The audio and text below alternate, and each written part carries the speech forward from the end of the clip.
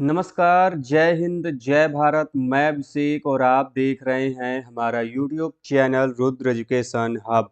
दोस्तों, एक बार फिर से आप सभी का हमारे इस यूट्यूब चैनल पे हार्दिक स्वागत और अभिनंदन है। दोस्तों, आज के सेशन में, आज के इस वीडियो में हम आपसे बात करने वाले हैं खास कुछ बड़े ही महत्वपूर्ण पुस्तकों एवं उनके संबंधित लेखकों के बारे में। जी हाँ दोस्तों, जैसा कि आप सभी जानते हैं, इतिहास एक ऐसा विषय है दोस्तों जो कि अपने अलग अलग काल के लिए जाना जाता है, जिसमें से दोस्तों आज हम डेडिकेटेड बात करने वाले हैं सिंधु घाटी सभ्यता अर्थात सैंधव काल और उनसे संबंधित और उनके जो समकालीन संस्कृतियां हैं उनसे संबंधित कुछ बड़े ही महत्वपूर्ण पुस्तकों एवं लेखकों के बारे में। जी हाँ दोस्तों, आपके कॉम्पिटिटिव एग्जाम में यदि आप दोस्तों यूजीसी नेट की प्रिपरेशन कर रहे हैं, चाहे हिस्ट्री की बात करें, चाहे हम आर्कियोलॉजी की बात करें, तो दोस्तों ऐसे में इस टॉपिक से क्वेश्चंस बनते हैं कि कौन सी इंपॉर्टेंट बुक जो है दोस्तों वो किसके द्वारा लिखी गई। तो ये दोस्तों आज इस वीडियो में हम अपने इस वीडियो की शुरुआत करते हैं, और वीडियो की शुरुआत करने से पहले दोस्तों आप सभी से दोस्तों मैं निवेदन करूंगा कि यदि आप चैनल पर नए हैं तो चैनल को सब्सक्राइब कर लें, साथ ही दोस्तों बेल आइकन को प्रेस कर लें, जिससे कि दोस्तों आप सभी के पास वीडियोस की लेटेस्ट नोटिफिकेशन सबसे पहले आप सभी तक पहुंचती रहे। दोस्तों, जैसा कि आप सभी को बता दूं, जैसा आप सभी जानते हैं, हमारे चैनल के माध्यम से आर्कियोलॉजी और हिस्ट्री यूजीसी नेट की कंप्लीट प्रिपरेशन कराई जाती है, जिसके लिए दोस्तों हमारा हर बार जो हम बैच है वो लॉन्च करते हैं, और दोस्तों जिसमें काफ़ी अच्छा जो रिस्पॉन्स है कैंडिडेट का वो हमें देखने को मिलता है। पिछले दोस्तों जून 2000 यदि हम 24 की बात करते हैं दोस्तों, तो लगभग 9 प्लस जेआरएफ और दोस्तों आपके लगभग 18 प्लस के आसपास नेट जो बच्चे दोस्तों क्वालिफाई, और कई सारे बच्चे जो पीएचडी दोस्तों क्वालिफाई हमें देखने को मिले थे। तो लगभग दोस्तों 33 प्लस जो सिलेक्शन है पिछले बैच से दोस्तों हमारे हुआ था। तो इस बार दोस्तों हमारा जो जून 2025 का दोस्तों जो बैच है वो दोस्तों हिस्ट्री और आर्कियोलॉजी का दोस्तों हमारा जो बैच है वह 15 जनवरी 2025 से स्टार्ट होने जा रहा है। जी हाँ दोस्तों, यदि आप भी आर्कियोलॉजी या फिर हिस्ट्री से यूजीसी नेट की दोस्तों प्रिपरेशन करना चाहते हैं तो दोस्तों हमारे आप इस बैच में जुड़ सकते हैं, जहां पे दोस्तों आपको डेली बेसिस पे लाइव क्लासेस मिलेंगी। जी हाँ दोस्तों, लाइव क्लासेस मिलेंगी। हर एक लाइव क्लासेस की दोस्तों रिकॉर्डिंग अवेलेबल होगी, जिसको आप दोस्तों जितनी भी बार चाहें उतनी भी बार कभी भी देख सकते हैं। जो भी दोस्तों टॉपिक हम पढ़ाएंगे उनसे संबंधित आपको पीडीएफ या ई नोट्स जो दोस्तों वो प्रोवाइड कराया जाएगा। साथ ही साथ दोस्तों आपको टॉपिक वाइज और फुल ले दोस्तों आपका जो मॉक टेस्ट होगा वो आपको प्रोवाइड कराया जाएगा। पीवाईक्यू दोस्तों आपको प्रोवाइड किया जाएगा विथ आंसर की और उनके वीडियोस के एक्सप्लेनेशन के साथ। दोस्तों इंपॉर्टेंट एमसीक्यूज प्लस दोस्तों आपके वन लाइनर्स जो दोस्तों क्वेश्चंस हैं वो भी दोस्तों आपको वीडियो के माध्यम से भी डिस्कस किए जाएंगे, और उनके दोस्तों जो आपके पीडीएफ है वो भी आपको प्रोवाइड कराया जाएगा। साथ में दोस्तों हम इसमें आपको जो डाउट सेशन है वो भी प्रोवाइड कराएंगे, जिसमें दोस्तों पूरे क्लास के दौरान यदि आपको कहीं पर भी कोई भी कंफ्यूजन हो तो दोस्तों आप उससे जुड़कर उससे पूछ सकते हैं। तो यदि दोस्तों आप हमारे इस बैच को ज्वाइन करना चाहते हैं तो चैनल का दिया गया नंबर है 9936344448, इस पे कॉल या मैसेज करके जानकारी प्राप्त कर सकते हैं। आइए दोस्तों करते हैं शुरुआत हम सिंधु घाटी सभ्यता की उनसे संबंधित पुस्तकों के बारे में। अब दोस्तों हम जब भी बात करते हैं इंडस वैली सिविलाइजेशन की, तो दोस्तों आप सभी जानते हैं इंडस वैली सिविलाइजेशन सिंधु घाटी सभ्यता सबसे पहली बार 1921 में महानिदेशक उस समय के रहे एआईसी के सर जॉन मार्शल के निर्देशन में इसकी खोज की गई थी बाई दयाराम साहनी दोस्तों, जो कि पहला पुरास्थल था हड़प्पा। इसी वजह से इसको हड़प्पा पुरास्थल के रूप में भी जानते। हालांकि इसके बारे में बहुत सारी बातें हैं सिंधु घाटी सभ्यता के बारे में। अब यहाँ पर मैं सिंधु घाटी सभ्यता के बारे में बात न करके यहाँ पे दोस्तों हम सीधा चलते हैं सर जॉन मार्शल की लिखी गई इंपॉर्टेंट बुक की तरफ। दोस्तों सर जॉन मार्शल ये जब हड़प्पा सभ्यता की खोज की गई तो वो उस समय एएसआई के डीजी के रूप में, डायरेक्टर जनरल के रूप में कार्य कर रहे थे, और इन्हीं के निर्देशन में हड़प्पा मोहनजोदड़ो जैसे जो पुरास्थल है उनकी खोज की गई और वहां पर उत्खनन का काम किया गया। अब यदि हम सर जॉन मार्शल को देखते हैं दोस्तों, तो जो सर जॉन मार्शल हैं इन्होंने सबसे पहली बार 1931 ईस्वी में Mohenjodaro and the Indus valley civilization नाम की दोस्तों इन्होंने बुक लिखी, और यह दोस्तों 1931 में प्रकाशित सैंधव सभ्यता पर लिखी जाने वाली पहली बुक के रूप में जाना जाता है। It is the first book that is written on the topic of Indus valley. ठीक है, तो सिंधु घाटी सभ्यता पर लिखी गई जाने वाली है पहली पुस्तक है जिसका नाम मोहिंजोदाड़ो एंड द इंडस सिविलाइजेशन था, दैट इज इन्होंने 1931 में लिखा था। दूसरे दोस्तों आपके इंपॉर्टेंट है EJH मैके का। दोस्तों आप सभी ने नाम सुना होगा, काफी इंपॉर्टेंट ये आपके एक्सकेवेटर्स माने जाते हैं। इन्होंने काफी महत्वपूर्ण जो है दोस्तों काम इन्होंने किया है। इन्होंने दोस्तों यदि आपने EJH मैके का नाम सुना होगा तो जो EJH मैके हैं इन्होंने दोस्तों 1935 में 1935 में जो है दोस्तों इन्होंने चनहुदड़ो जो पुरास्थल है सिंधु घाटी सभ्यता का, इस पे दोस्तों इन्होंने काम किया है। इन्होंने यहाँ पर उत्खनन का जो काम है इसका इन्होंने किया था। ठीक है, अब इन्होंने ही जो है कि यदि आप देखोगे तो जो अर्नेस्ट मैके हैं इन्होंने दोस्तों आपके चनहुदड़ो को भारत का सैफील्ड ऑफ इंडिया करके दोस्तों इन्होंने आइडेंटिफाई भी किया है। और इनकी दोस्तों दो बड़ी इंपॉर्टेंट बुक हैं दोस्तों। पहला है फर्दर एक्सकेवेशंस एट मोहिंजोदाड़ो जो कि दोस्तों इन्होंने 1937 में लिखा, and the second one is early Indus civilization, early Indus civilization. अगले हैं दोस्तों आपके MS वत्स, जिनको दोस्तों हम माधव स्वरूप वत्स के रूप में जो है दोस्तों इनको हम जानते। काफी इंपॉर्टेंट ये दोस्तों आर्कियोलॉजिकल साइट है जिसमें दोस्तों इन्होंने जो काम है यह इनके द्वारा किया गया था। दोस्तों जब हम माधव स्वरूप वत्स की बात करते हैं तो दोस्तों इनके द्वारा जो लिखे गए यह दो इंपॉर्टेंट जो बुक है दोस्तों that is excavations at Harappa. जी दोस्तों एक्सकेवेशंस एट हड़प्पा जो है दोस्तों यह इनके द्वारा लिखा गया एक बड़ा ही इंपॉर्टेंट आर्कियोलॉजिकल साइट है दोस्तों, यह हमें देखने को मिलता है। तो दोस्तों अब जितने भी आप यहाँ पे साइट्स के बारे में देख रहे हैं, चाहे वो MS वत्स की हम बात करें, चाहे सर जॉन मार्शल की बात करें, चाहे हम अन्य की बात करते हैं, दोस्तों यहाँ पे जितने महत्वपूर्ण आपको देखेंगे इन्होंने अलग अलग जो बुक्स हैं वो लिखे हैं। इन्हीं में से दोस्तों एक है आपके स्टुअर्ट पिगट जिन्होंने दोस्तों आपका बहुत ही famous book prehistoric India लिखा है। अब यहाँ पर एक चीज आपको ध्यान रखना है, ये वही स्टुअर्ट पिगट हैं जिन्होंने हड़प्पा एंड मोहनजोदारो के लिए मोहनजोदारो को जो है कि इन्होंने ट्विन कैपिटल ऑफ इन्हें क्या कहा, twin capital of Indus valley civilization कहा। अर्थात ये वह व्यक्ति हैं जिन्होंने इनको अर्थात सिंधु घाटी सभ्यता के हड़प्पा और मोहनजोदाड़ो को सिंधु सभ्यता की जुड़वा राजधानियां कहकर संबोधित किया था। अब बेटे एक चीज और भी आपको ध्यान रखना है, इसी से मिलता जुलता एक और बुक का टाइटल मिलेगा आपको जिसका नाम क्या है, प्री हिस्टोरिक टाइम्स। और बच्चे यहाँ पे कंफ्यूज हो जाते हैं, ध्यान रखिएगा बेटे। प्री हिस्टोरिक टाइम्स लिखा है जॉन लुबॉक ने। किसने लिखा है? जॉन लुबॉक का नाम आपको याद होगा, जिन्होंने क्या किया था, द 3 एज सिस्टम। ठीक है, जो त्रिकाल पद्धति है यह इनके द्वारा जो है किसके द्वारा दिया गया था, माफ कीजिएगा, नहीं CJ थॉमसन ने दिया था ना, मैं सॉरी माफी चाहूंगा। जो जॉन लुबॉक है इन्होंने जो आपका स्टोन एज है इसको इन्होंने क्लासिफाई किया था दो भागों में, आप सभी जानते होंगे नियोलिथिक और पैलियोलिथिक का जो क्लासिफिकेशन है यह जो है जॉन लुबॉक के द्वारा जो है ये जो क्लासिफिकेशन है वह हमें देखने को मिलता है। ठीक है, और इनके द्वारा ही जो प्री हिस्टोरिक टाइम्स बुक है जो कि 1865 में इन्होंने यह पुस्तक जो है लिखा था। और इसी पुस्तक में ध्यान रखिएगा फॉर द फर्स्ट टाइम हमें टर्म जो आपका नियोलिथिक है प्लस पैलियोलिथिक है यह मिलता है। ठीक है, तो सर्वप्रथम पैलियोलिथिक अर्थात पूरा पाषाण काल और नियोलिथिक अर्थात नव पाषाण काल शब्द का प्रयोग किसके द्वारा किया गया था, तो सर जॉन लुबॉक के द्वारा जो है किया गया था। ठीक, और इनकी बुक का नाम प्री हिस्टोरिक टाइम्स है।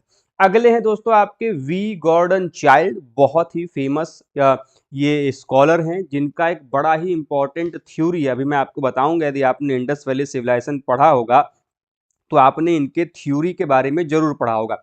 If you read about the theory of the decline of Indus valley civilization, यदि आपने सिंधु घाटी सभ्यता के पतन के सिद्धांत को पढ़ा होगा तो इनका एक बड़ा ही जबरदस्त और महत्वपूर्ण पतन का सिद्धांत है जो कि अपने आप में माना जाता है। ठीक है, अब ऐसे में यदि हम बात करते हैं कि वी गॉर्डन चाइल्ड ने कौन कौन सी बुक लिखी है, that is new light on the most ancient east, new light on the most ancient east. Second वाला है what happened in history, that is most famous for your examination. Third one is urban revolution ancient cities of the Indus. चौथा sorry पांचवा है आपका man makes himself, ठीक है। And आप अगला है आपका social evolution. So these are the important books, new light on the most ancient East, what happens in history, urban evolution ancient cities of the Indus, man makes himself and social evolution. ये man makes himself तो कई बार आपके exam में revise किया गया है, repeat किया गया है क्वेश्चन। अब यहाँ पर ध्यान रखिएगा, वी गॉर्डन चाइल्ड वही पर्सन है, वही स्कॉलर हैं, वही आर्कियोलॉजिस्ट हैं जिन्होंने थ्योरी दिया था, क्या, आर्यन इन्वेजन थ्योरी। अर्थात सिंधु घाटी सभ्यता में यह मानने वाले थे कि सिंधु घाटी सभ्यता का जो पतन हुआ था वह आर्य आक्रमण के कारण हुआ था। जी हाँ दोस्तों, तो सबसे पहले ये जो थ्योरी दी गई थी वो दो लोगों ने दी थी, आरपी चंद्रा, राम प्रसाद चंद्रा और गॉर्डन चाइल्ड के द्वारा, जिसे बाद में दो तीन और स्कॉलर ने जो है इसका समर्थन किया था, जिसमें आपके ईजेएच मैके हैं, मार्टिमर व्हीलर हैं, स्टुअर्ट पिगट हैं, ठीक है। और इन सभी में सबसे जो ज्यादा आर्य आक्रमण के समर्थक रहे वह आपको आगे जाके देखने को मिलेंगे कि जो मार्टिमर व्हीलर हैं इन्होंने सबसे ज्यादा जो समर्थन है वो किया था कि the Indus valley civilization is declined by the Aryan invasion. अगले हैं दोस्तों आपके वी सिंह, भगवान सिंह जो है दोस्तों आपके, जिन्होंने दोस्तों लिखा है द वैदिक हड़प्पन्स। क्या लिखा है दोस्तों, उनकी जो बुक है वह है दोस्तों आपके वैदिक हड़प्पन्स। अगले हैं दोस्तों आपके मार्टिमर व्हीलर, बहुत इंपॉर्टेंट है।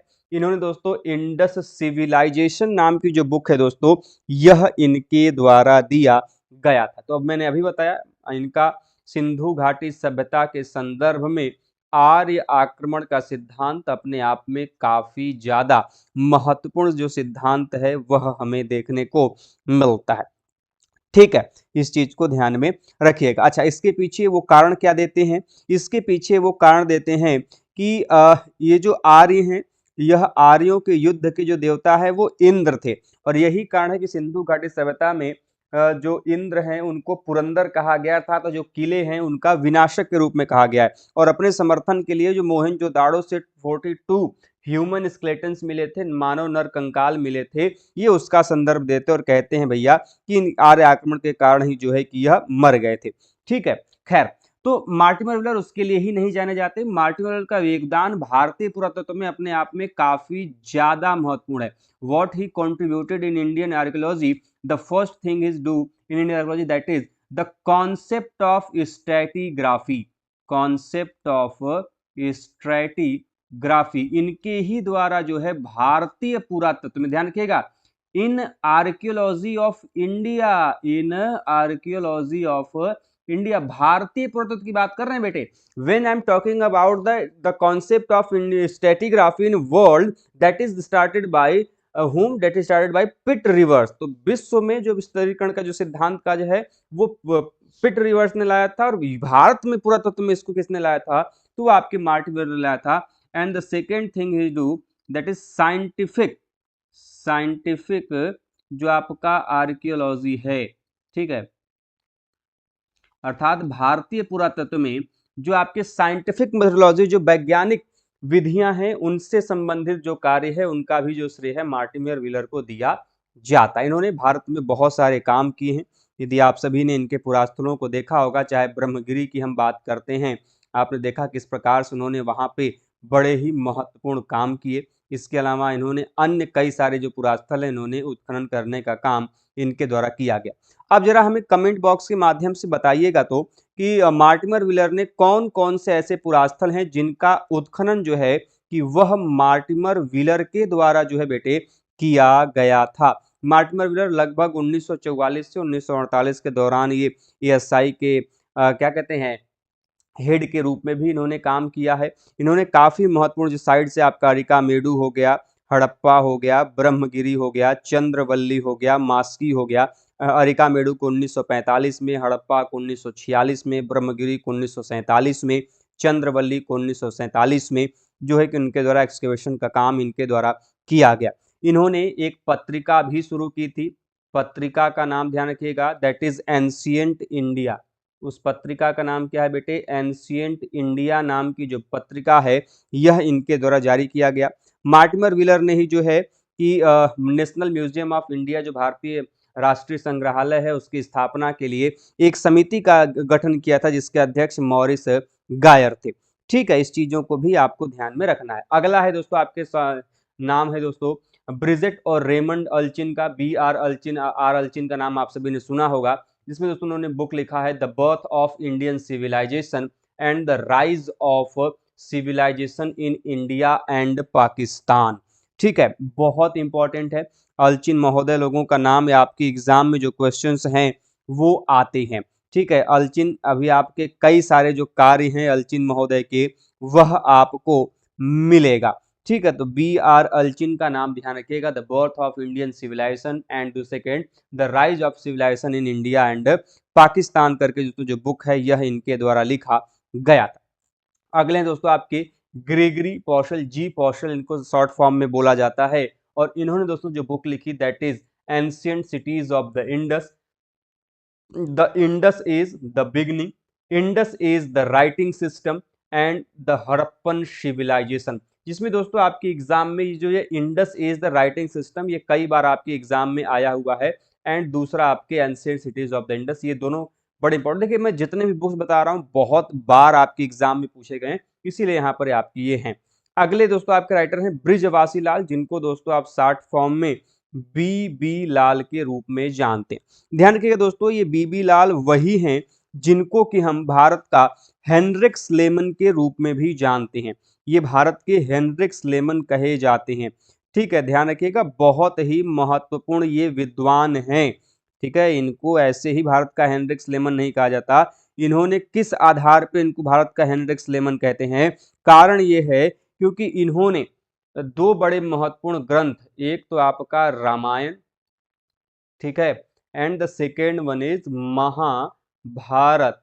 ठीक है, इन दो ग्रंथों के आधार पे भारत में जो पुरास्थलों की खोज का जो श्रेय दिया जाता है वह बृजवासी लाल को ही दिया जाता है, क्योंकि इन्होंने जो हेनरिक स्लेमन थे इन्होंने इलियड एंड ओडिसी के आधार पे ट्रॉय सिटी की खोज की थी हेनरिक स्लेमन ने, और इन्होंने महाभारत और रामायण के आधार पे अहिच्छत्र की बात करें, श्रृंगवेरपुर की बात करें, ठीक है, लाल किला क्षेत्र की हम बात करें, ठीक है, भारद्वाज आश्रम की बात करें, जितने महत्वपूर्ण पुरास्थल हैं रामायण और महाभारत संबंधित सब इनके द्वारा जो है उत्खनित करने का काम किया गया। नंदीग्राम, भारद्वाज आश्रम, मथुरा, कुरुक्षेत्र, अयोध्या, श्रृंगवेरपुर, ये बड़ा इंपॉर्टेंट चीज जो है देखने को मिलता है। ठीक है, हस्तिनापुर इत्यादि। अब इन्हीं के काल में एक बड़ा इंपॉर्टेंट, ये भी आपके एएसआई के हेड रह चुके हैं। यदि हम बात करते हैं इनके, तो इन जो आपके बीबी लाल हैं ये भी आपके एएसआई के हेड रह चुके हैं, डीजी के रूप में इन्होंने कार्य कर चुका है। आप हमें जो इनका जो टाइम लाइन है बेटे जरा बताइएगा तो हमें कमेंट बॉक्स के माध्यम से। इन्हीं के टाइम लाइन में एक बड़ी इंपॉर्टेंट एक्ट पास हुआ था, ध्यान रखिएगा, that is the antiquities and art treasures act 1972। ठीक है, और बीबी लाल ने जो महाभारत युद्ध की तिथि दी थी वह कितना दिया था? 1950 ईसा पूर्व जो है निर्धारित किया था, जिसे पार्जिटर और आपके बीबी लाल ने निर्धारित किया था। इनके द्वारा कुछ इंपॉर्टेंट बुक्स हैं जिसको दोस्तों आप the earliest civilization of South Asia, the Saraswati flows on, बहुत इंपॉर्टेंट है, बार बार रिपीट किया जाता है। Has the Indus script been deciphered, ये भी इंपॉर्टेंट है, and frontiers of the Indus civilization, the earliest civilization of South Asia, the Saraswati flows on, has the Indus script been deciphered, and frontiers of the civilization, Indus civilization। ठीक है, अगले हैं आपके mark केन्योर। ठीक है, mark केन्योर, इन्होंने दोस्तों लिखा है antiquities of the Indus civilization, और दोस्तों आपके हैं अगले ऑरेल इंस्टाइन।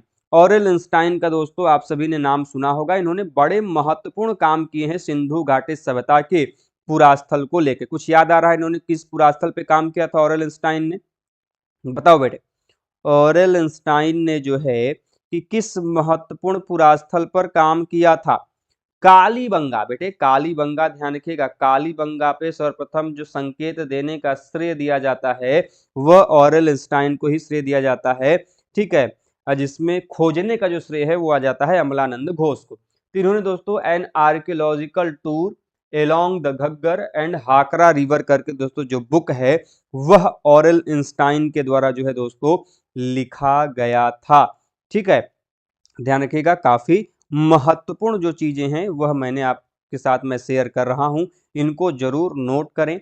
इसकी जो पीडीएफ है, ठीक है, इसकी जो पीडीएफ है वो हमारे ऐप पे अपलोडेड है, बहुत कम में होगी, आप उसको वहां से प्राप्त कर सकते हैं। ठीक है, जितने मैं इंपॉर्टेंट जितने टॉपिक मैं आपके साथ डिस्कस करता हूं, हर एक टॉपिक की जो पीडीएफ है दोस्तों, हमारा जो ऐप है ऑफिशियल ऐप, उस पे जाकर आप उसे प्राप्त कर सकते हैं। वहां से आपको जाना कहाँ पर है, तो ऐप जब आप डाउनलोड करेंगे तो उसमें डॉक्यूमेंट का सेक्शन मिलेगा, उसमें आपको जितने आर्कियोलॉजी से रिलेटेड चीजें हैं उसमें सेक्शन बनाए गए, हिंदी के नोट्स हैं। इस समय नया नया रिसेंट में जुड़ा है archaeology UGC net JRF PhD करके एक नया सेक्शन जुड़ा होगा, उसमें जितने इंपॉर्टेंट हैं सब हिंदी वाले जो आपको यहाँ पे नोट्स दिखाई दे रहे हैं सब वहाँ पे, मॉडर्न एडमिनिस्ट्रेशन, गुप्तन एडमिनिस्ट्रेशन, आर्ट एंड आर्किटेक्चर, सब टॉपिक पे इंडिविजुअल जो आपके पीडीएफ नोट्स हैं सब वहाँ पे अपलोडेड हैं, आप उसको जाके वहां से प्राप्त कर सकते हैं।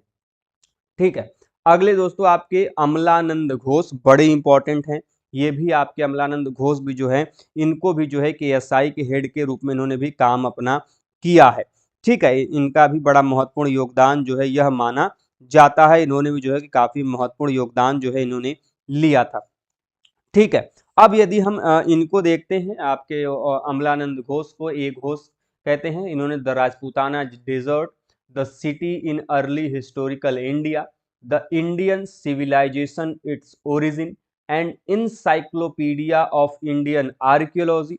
ठीक है, ये सभी जो चीजें हैं दोस्तों यह इनके द्वारा अमलानंद घोष के द्वारा जो है लिखा गया था। अब एक चीज ध्यान रखिएगा, इन्होंने एक बड़ा महत्वपूर्ण सिद्धांत दिया, और वो सिद्धांत दिया था किसको लेके, सिंधु घाटी सभ्यता के पतन को लेकर, वह सिद्धांत था जलवायु परिवर्तन का सिद्धांत। अर्थात इनके वजह से इनका सिद्धांत ये कहता था कि सिंधु घाटी सभ्यता में जो जलवायु परिवर्तन है वह हो गया था, जिसकी वजह से यह जो है सिंधु घाटी सभ्यता का पतन हो गया। और ये जलवायु परिवर्तन का सिद्धांत सबसे पहली बार ऑरेल इंस्टाइन ने दिया, जो मैंने अभी ऑरेल इंस्टाइन का नाम बताया ना, उन्होंने ही सबसे पहली बार जलवायु परिवर्तन का जो सिद्धांत है वह उनके द्वारा अमलानंद घोष के द्वारा जो है दिया गया था। ठीक है, इस चीज को बेटे आपको ध्यान में रखना है। बाकी मैंने अभी बताया कि अमलानंद घोष के ही द्वारा जो है कालीबंगा जो पुरास्थल है उसकी भी जो खोज का जो श्रेय है वो भी अमलानंद घोष को दिया जाता है।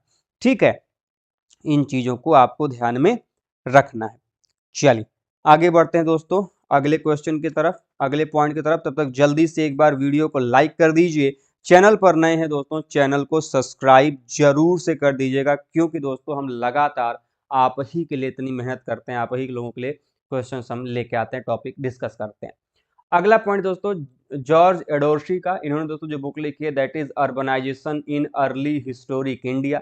डी के चक्रवर्ती का नाम, सॉरी दिलीप चक्रवर्ती का नाम दोस्तों आप सभी ने सुना होगा। इन्होंने दोस्तों जो बुक लिखी है Indus civilization sites in India, the archaeology of ancient Indian cities, concept of urban revolution and the Indian context, a history of Indian archaeology from beginning to 1947। ये बड़ी इंपॉर्टेंट बुक है, यदि आप में से कोई भी ऐसा स्टूडेंट जो कि इंग्लिश मीडियम का है तो वो इस बुक को जरूर रेफर करें, बड़ी इंपॉर्टेंट बुक है, अच्छी जानकारी आपको मिलेगी। The external trade of Harappan civilization, so all this book are written by the Dilip Chakrabarti. अगले दोस्तों आपके राइटर हैं बी सुब्बाराव, बार बार रिपीट किए जाने वाला book the personality of India. अगले दोस्तों एच डी संकालिया, इनकी बात ही निराली है, इन्होंने ही जो आपके भारतीय पुरातत्व है उसके पढ़ने के लिए जो है इन्होंने इनको 4 भागों में क्लासिफाई किया था। ठीक है, प्रथम काल, द्वितीय काल, तृतीय काल और चतुर्थ काल, जिसको प्रथम काल को आप कनिंघम एरा के रूप में, दूसरे काल को आप मार्शल एरा के रूप में, तीसरे काल को आप व्हीलर एरा के रूप में, चौथे काल को आप आधुनिक काल के रूप में जानते हैं। ठीक है, तो इन्होंने दोस्तों pre history of India, the pre history and proto history of India and Pakistan जो बुक है यह एच डी संकालिया के द्वारा लिखा गया था। अब जरा हमें कमेंट बॉक्स के माध्यम से बताइएगा कि एच डी संकालिया की कम से कम 3 ऐसे आर्कियोलॉजिकल साइट बताइए जिसमें एच.डी. संकालिया ने काम किया हो, उस पर चाहे एक्सकेवेशन चाहे एक्सप्लोरेशन का।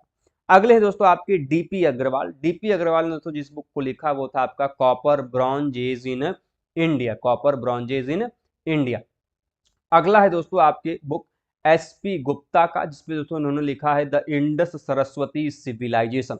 अब यहाँ पे दोस्तों मैं आप लोगों को बता दूं कि जब आप सिंधु घाटी सभ्यता का नामकरण पढ़ते हो तो ध्यान रखिएगा, सिंधु घाटी सभ्यता का जो सबसे सर्वप्रयुक्त नाम है that is Harappan civilization, Harappan civilisation.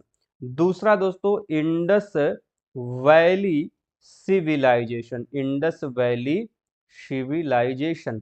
ठीक है, अभी जो यूज में लाया जा रहा है that is the Indus Saraswati, Indus Saraswati civilisation.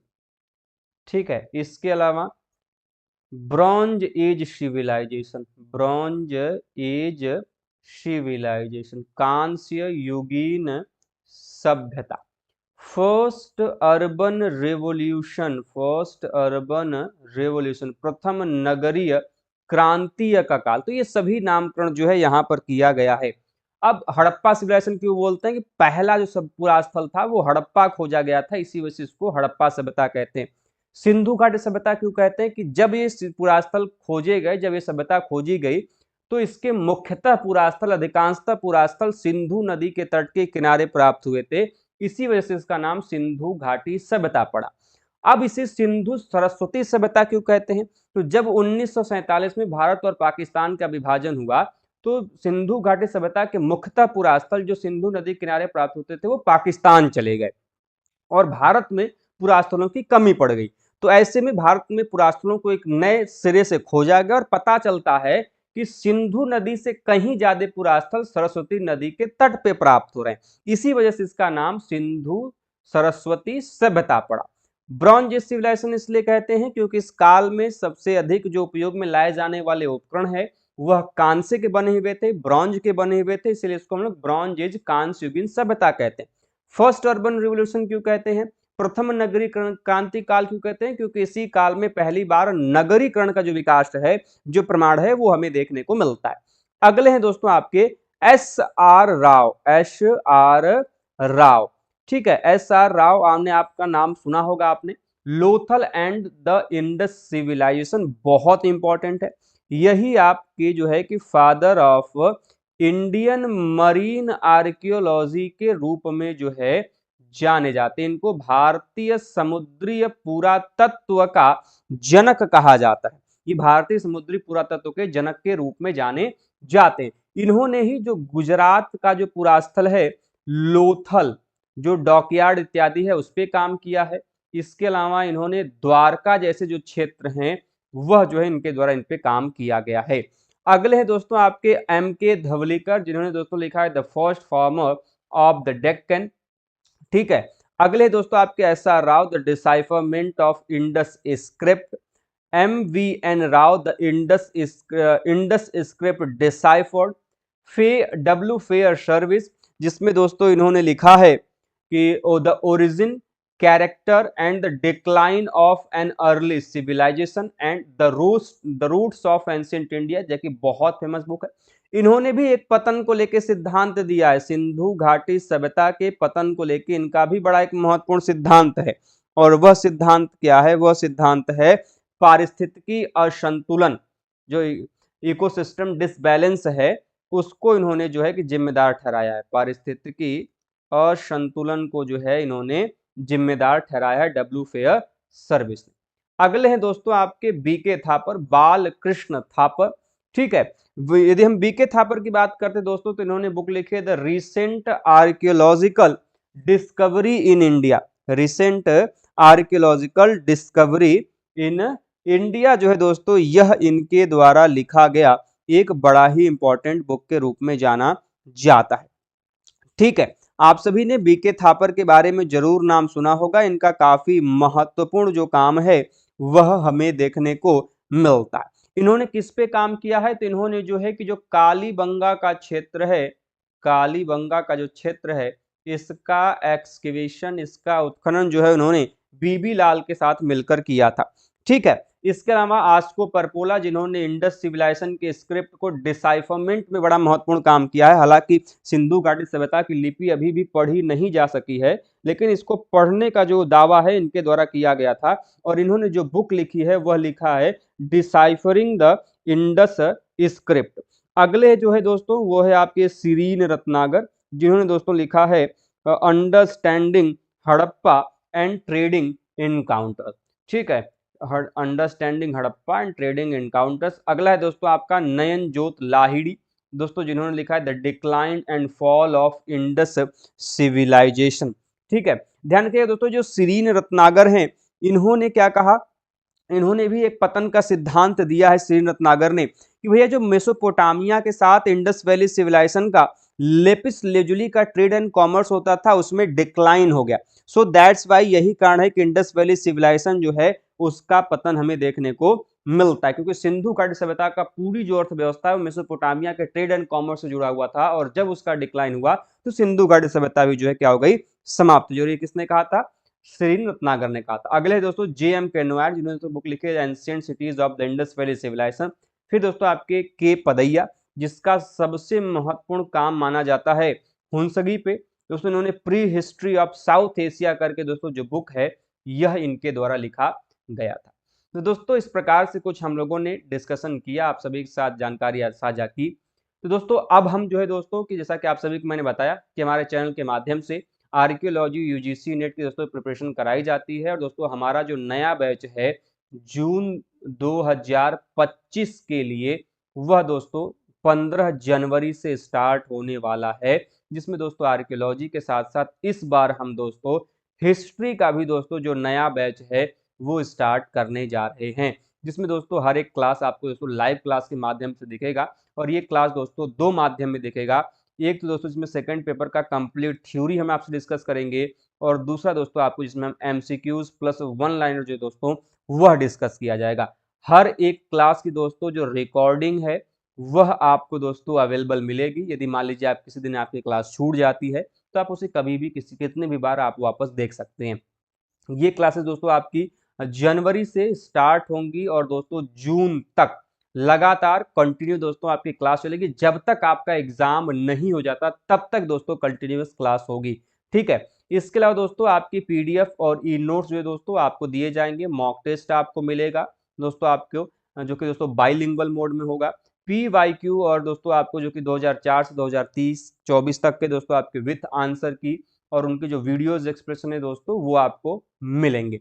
दोस्तों यदि आप हमारे कोर्स को ज्वाइन करना चाहते हो तो या तो हमारे दोस्तों जो चैनल का दिया गया नंबर है उस पर कॉल या मैसेज करके जानकारी प्राप्त कर सकते हैं, या फिर दोस्तों हमारा जो ऑफिशियल ऐप है रुद्र एजुकेशन हब, उसे दोस्तों आप डाउनलोड कर लीजिए, और डाउनलोड करने के बाद दोस्तों वहाँ पे कोर्सेज के ऑप्शन में आपको कोर्स दिख जाएगा, टेस्ट सीरीज के ऑप्शन में टेस्ट दिखेगा, डॉक्यूमेंट्स के ऑप्शन दोस्तों आपको पीडीएफ वगैरह जितनी भी चीजें हैं वो सब दोस्तों आपको वहाँ पे एक साथ मिल जाएगा।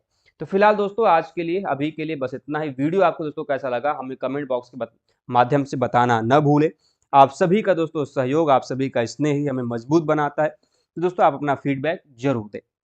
तो मिलते हैं दोस्तों नेक्स्ट सेशन में कुछ अन्य महत्वपूर्ण पॉइंट्स के साथ, इंफॉर्मेशन के साथ। तब तक के लिए आप स्वस्थ रहें, मस्त रहें। जय हिंद, जय भारत, हर हर महादेव।